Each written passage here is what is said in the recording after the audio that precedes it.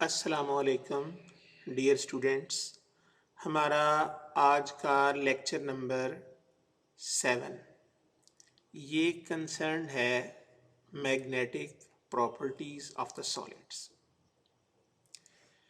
कि मैग्नेटिज़्म कहाँ से आता है, कैसे प्रोड्यूस होता है। From the study of magnetic field produced by bar magnet and that of a current, it is possible to trace the origin of magnetism.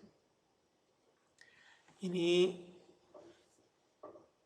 अगर हम एक मैग्नेट से बनाए हुए मैग्नेटिक फील्ड को और करंट की वजह से पैदा होने वाले मैग्नेटिक फील्ड को स्टडी करें तो हम मैग्नेटिज्म के ओरिजिन तक पहुंच सकते हैं। It is observed that field of a long bar magnet, like the field produced by a long solenoid carrying current, and the field of a short bar magnet resembles to that of a single loop. The similarity between the fields produced by magnets and currents urge an inquiring mind to think that all magnetic effects may be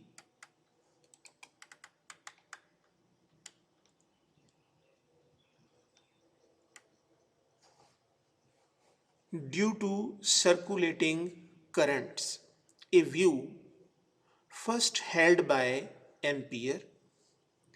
यानी अगर हम गौर से देखें तो एक long solenoid का field एक long bar magnet जैसा होगा और एक शॉर्ट मैग्नेट का फील्ड सिंपल करंट लूप के पैदा करदा फील्ड जैसा होगा। इन दोनों चीज़ों की सिमिलरिटी से एक इंक्वायरिंग माइंड इस बात का आइडिया लगा सकता है कि मैग्नेटिज्म के प्रोड्यूस होने का ताल्लुक किसी ना किसी तरह से इलेक्ट्रिक करंट से है। ये आइडिया सबसे पहले एम्पियर ने दिया, लेकिन उस ज़माने में अभी एटम का स्ट्रक्चर डिस्कवर नहीं हुआ था, तो इस आइडिया को कोई ख़ास पजीराई हासिल ना हुई। The idea was not considered very favorably in Ampere's time because the structure of atom was not known at that time. Taking into consideration the internal structure of atom discovered thereafter, यानी atom का structure इस idea के बाद discover हुआ, जिसमें ये पता चला कि एटम के न्यूक्लियस के गिर्द इलेक्ट्रॉन गोल दायरों में रिवॉल्व करते हैं और गोल दायरों में रिवॉल्व करते हुए इलेक्ट्रॉन छोटी छोटी एटॉमिक साइज की करंट लूप्स बनाते हैं और उन लूप्स की वजह से मैग्नेटिक फील्ड पैदा होता है। The amperes view appears to be basically correct। यानी एम्पियर ने शुरू में लॉन्ग बार मैग्नेट और लॉन्ग सोलेनाइड के फील्ड का मुतालिया किया, शार्ट मैग्नेट और शार्ट यानी सिंगल लूप से बनने वाले मैग्नेटिक फील्ड का मुतालिया किया, तो उसने अपनी तरफ से अपनी ऑब्जर्वेशन की बुनियाद पर ये बात कर दी कि मैग्नेटिज्म के प्रोड्यूस होने में कहीं ना कहीं इलेक्ट्रिक करंट का ताल्लुक है, लेकिन इस बात को उस वक्त ख़ास पजीराई हासिल ना हुई चूँकि उस वक्त एटम का स्ट्रक्चर डिस्कवर्ड नहीं था। बाद में जब एटम का स्ट्रक्चर डिस्कवर हुआ तो ये पता चला कि एटम के न्यूक्लियस में मौजूद पॉजिटिव चार्ज और नेगेटिवली चार्ज्ड इलेक्ट्रॉन उसके गिर्द चक्कर लगाते हैं और चक्कर लगाते हुए इलेक्ट्रॉन छोटी छोटी करंट लूप्स बनाते हैं। और एम्पियर का जो व्यू था, जिसे उस वक्त खास पजीराई हासिल नहीं हुई थी, बाद में दुरुस्त तस्वर किया गया। Orbital and spin motion of electron. अब ये देखें कि जब इलेक्ट्रॉन न्यूक्लियस के गिर्द रिवॉल्व कर रहा होता है तो उस वक्त उसकी मोशन दो तरह की होती है। एक कहलाती है ऑर्बिटल मोशन और दूसरी कहलाती है spin motion. Each electron orbiting the nucleus behave like an atomic sized current loop that generates small magnetic field. This situation is similar to the field created by a current loop. आप अगर इस शक्ल को गौर से देखें तो ये positively charge nucleus और ये इलेक्ट्रॉन इस रास्ते पर चक्कर काट रहा है और छोटी सी करंट लूप बनाता है, और ये करंट लूप दरअसल मैग्नेटिक फील्ड पैदा करती है इस तरह का, जैसे कि एक सिंगल लूप में से करंट फ्लो कर रहा हो और उस लूप का एक सिरा नॉर्थ पोल बन जाए, दूसरा सिरा साउथ पोल। यानी एक साइड ऊपर वाला हिस्सा अगर नॉर्थ है तो लूप का निचला हिस्सा साउथ पोल होगा। Secondly, each electron possesses a spin that give rise to a magnetic field। यानी हर इलेक्ट्रॉन इस तरह भी स्पिन कर रहा होता है कि जैसे आप लोगों ने देखा होगा कि बाज़ औक़ात बच्चे फुटबॉल खेलते हुए फुटबॉल को यूं उछालते हैं और अपनी एक फिंगर पर उसको घुमा रहे होते हैं। तो जब एक बच्चे के हाथ में मौजूद फुटबॉल एक फिंगर के ऊपर स्पिन कर रहा हो तो इलेक्ट्रॉन की स्पिन भी बिल्कुल ऐसी ही होती है। तो इस तरह इलेक्ट्रॉन बेयक वक्त दायरे के अंदर रिवॉल्व भी कर रहा होता है और अपने ही एक्सिस के गिर्द स्पिन भी कर रहा होता है। तो एक इलेक्ट्रॉन दायरे के अंदर रिवॉल्व करते हुए ऑर्बिटल मोशन में भी अपना फील्ड क्रिएट करता है और स्पिन मोशन का फील्ड भी क्रिएट करता है। यानी इसमें आप देखें तो इलेक्ट्रॉन की ऑर्बिटल मोशन और स्पिन मोशन, और इधर देखें ऑर्बिटल मोशन और स्पिन मोशन। अगर ऐसा हो कि ऑर्बिटल मोशन से बनने वाला फील्ड स्पिन मोशन से बनने वाले फील्ड से रीइंफोर्स हो तो वो करंट लूप एक टाइनी मैग्नेट के तौर पर एक्ट करेगी। और ऐसा भी हो सकता है कि ऑर्बिटल मोशन से बनने वाला फील्ड स्पिन मोशन से बनने वाले फील्ड से कैंसिल हो जाए, तो इस सूरत हाल में कोई फील्ड प्रोड्यूस नहीं होगा। From the orbital motion and spin motion of the electron, two cases arise. दो केसेस कौन कौन से हैं?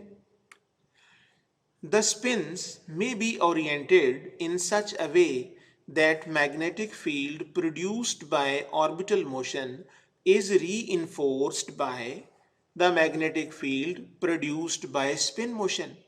के ऑर्बिटल मोशन ने जो फील्ड प्रोड्यूस किया, स्पिन मोशन ने जो फील्ड प्रोड्यूस किया, ये दोनों एक दूसरे को रीइंफोर्स कर रहे हों।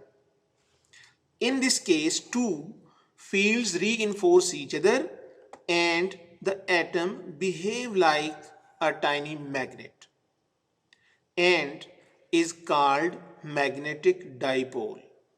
यानी जब रिवॉल्व करते हुए इलेक्ट्रॉन का ऑर्बिटल फील्ड और स्पिन मोशन से पैदा होने वाला फील्ड एक ही डायरेक्शन में हो तो तब वो छोटी सी करंट लूप जो उसका ऑर्बिट होगा that will act like a magnetic dipole। The magnetic fields of the atoms are responsible for their magnetic behavior of the substance made up of these atoms। Magnetism is therefore due to the spin and orbital motion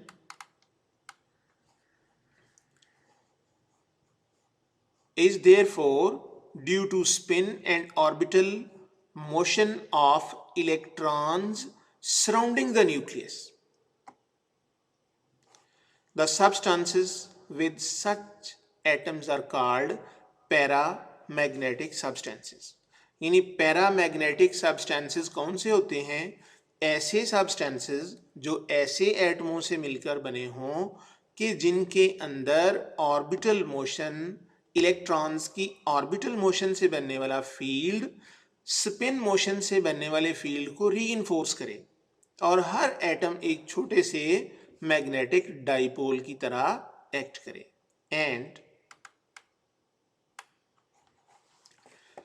and in other case, यानी दूसरे case में, orbital motion and spin motion may be oriented in such a way that magnetic field produced by orbital motion is cancelled out by the magnetic field produced by spin motion. In this way, two fields cancels out each other's effect. तो इस तरह ये दोनों ही बनने वाले field एक दूसरे का असर जाया कर देंगे. And atom will not exhibit any magnetic property. This type of atoms are called diamagnetic substances. यानी इस तरह के एटम क्या कहलाते हैं? डायामैग्नेटिक. यानी ऐसे एटम्स जिनके अंदर ऑर्बिटल मोशन से बनने वाला फील्ड इलेक्ट्रॉन की स्पिन मोशन से बनने वाले फील्ड से कैंसिल हो जाए, तो एटम कोई रिजल्टेंट मैग्नेटिक फील्ड शो नहीं करेगा. तो ऐसे एटम्स को हम क्या कहते हैं? They are diamagnetic. यानी दो तरह के हो गए. पैरा में जिसमें ऑर्बिटल और स्पिन एक दूसरे को रीइंफोर्स करें, atom behave like a tiny magnet. The group of atoms is known as paramagnetic. But when field produced by orbital motion is cancelled out by the field produced by spin motion, such a type of atoms show no magnetism and they are known as diamagnetic. यानी ऐसे जिनके अंदर magnetism ना हो उनका नाम हमने रख दिया diamagnetic. For example, atoms of water, copper, bismuth, and antimony. The charged nucleus itself spins. ये देखें कि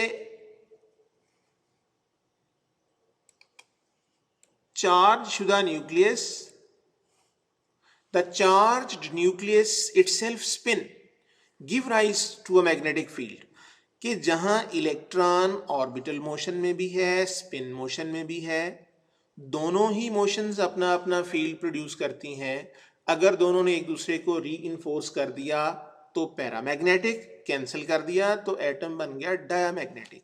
अब हम आते हैं न्यूक्लियस की तरफ. न्यूक्लियस चूंकि पॉजिटिवली चार्ज होता है, सेंटर में लाई करता है, ये अपने ही एक्सिस के गिर्द ये भी स्पिन कर रहा होता है और इसकी स्पिन मोशन से प्रोड्यूस होने वाला मैग्नेटिक फील्ड पैदा तो होता है लेकिन वो इतना कमज़ोर होता है कि इलेक्ट्रॉन्स की मोशन से पैदा होने वाले मैग्नेटिक फील्ड से बहुत कमज़ोर, तो लिहाजा हम इसको बाज़ औक़ात नज़रअंदाज कर देते हैं. The charged nucleus itself spin give rise to a magnetic field. However,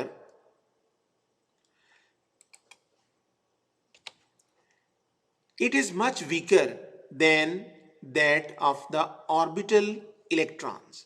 यानी ऑर्बिटल इलेक्ट्रॉन्स जो फील्ड पैदा करते हैं उनके मुकाबले में न्यूक्लियस के स्पिन मोशन से बनने वाला फील्ड बहुत कमजोर होता है. Thus, the source of magnetism of an atom is electrons. कि जो मैग्नेटिज्म का सोर्स है वो क्या है, इलेक्ट्रॉन्स हैं मैग्नेटिज्म का सोर्स।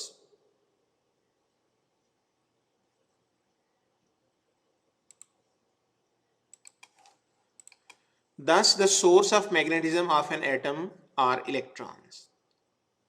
अब इस लेक्चर में हम इस बात तक पहुंचे कि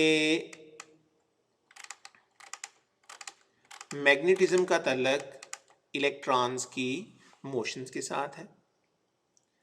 अगर हम एक लॉन्ग बार मैग्नेट का फील्ड और एक लॉन्ग सोलेनॉइड का फील्ड का मुतालिया करें, शार्ट मैग्नेट और सिंगल लूप से पैदा होने वाले फील्ड का मुतालिया करें, तो हमें इस बात का अंदाज़ा होता है कि मैग्नेटिक फील्ड के प्रोड्यूस होने में इलेक्ट्रिक करंट का कोई ताल्लुक है।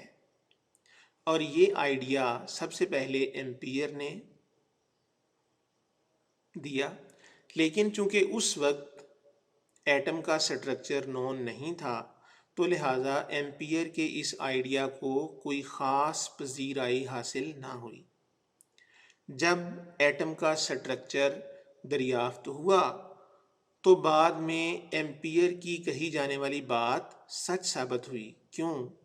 कि एटम का न्यूक्लियस पॉजिटिवली चार्ज होता है और इलेक्ट्रॉन उसके गिर्द रिवॉल्व कर रहे होते हैं, और रिवॉल्व करते हुए इलेक्ट्रॉन एटॉमिक साइज्ड की करंट लूप्स बनाते हैं। अब इलेक्ट्रॉन की ऑर्बिट के अंदर मोशन दो तरह की होती है। पहले नंबर पर ऑर्बिटल मोशन, कि इलेक्ट्रॉन एक ऑर्बिट के अंदर रिवॉल्व कर रहा है और छोटी सी करंट लूप बनाता है, उस लूप का फील्ड होता है, जैसा कि ये इलेक्ट्रॉन रिवॉल्व कर रहा है। Secondly, each electron possesses a spin that also give rise to a magnetic field. यानी ये इलेक्ट्रॉन अपने ही एक्सिस के गिर्द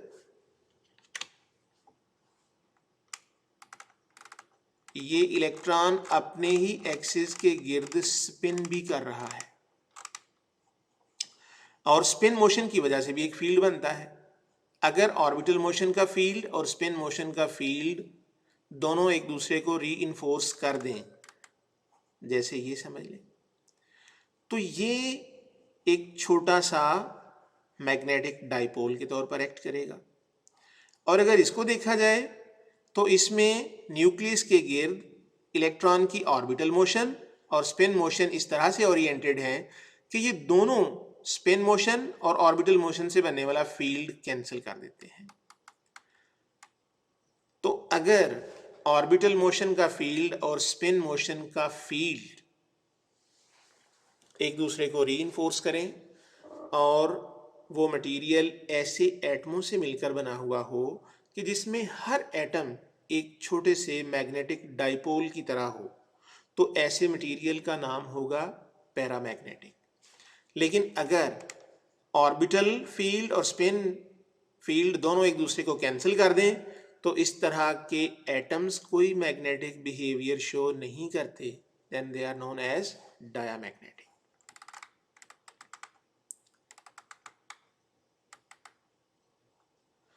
और लास्ट में हम इस नतीजे पर भी पहुंचते हैं कि पॉजिटिवली चार्ज न्यूक्लियस भी न्यूक्लियस के अंदर स्पिन कर रहा होता है और एक फील्ड, मैग्नेटिक फील्ड जनरेट करता है। लेकिन इलेक्ट्रॉन्स की मोशन से बनने वाला फील्ड न्यूक्लियस के स्पिन से बनने वाले फील्ड से कई गुना ज़्यादा ताकतवर होता है। तो लिहाजा जो मैग्नेटिज्म का सोर्स है, thus the source of magnetism of an atom is electrons। तो बेटा उम्मीद है कि आप लोगों को इसमें मैग्नेटिज्म का करंट के साथ क्या ताल्लुक है, पैरामैग्नेटिक, डायामैग्नेटिक क्या होते हैं, what is the origin of magnetism. और बाज़ औक़ात ये वाला last para as a short question आ सकता है कि क्या स्पिनिंग न्यूक्लियस भी मैग्नेटिक फील्ड पैदा करता है? तो इसका जवाब होगा कि yes, spinning nucleus magnetic field पैदा करता है, लेकिन न्यूक्लियस के स्पिन से पैदा होने वाला फील्ड इलेक्ट्रॉन्स की ऑर्बिटल और स्पिन मोशन से पैदा होने वाले फील्ड के मुकाबले में बहुत कमज़ोर होता है। तो लिहाजा मैग्नेटिज्म का जो सोर्स है दैट इज़ इलेक्ट्रॉन्स। अस्सलाम वालेकुम, अल्लाह हाफिज़।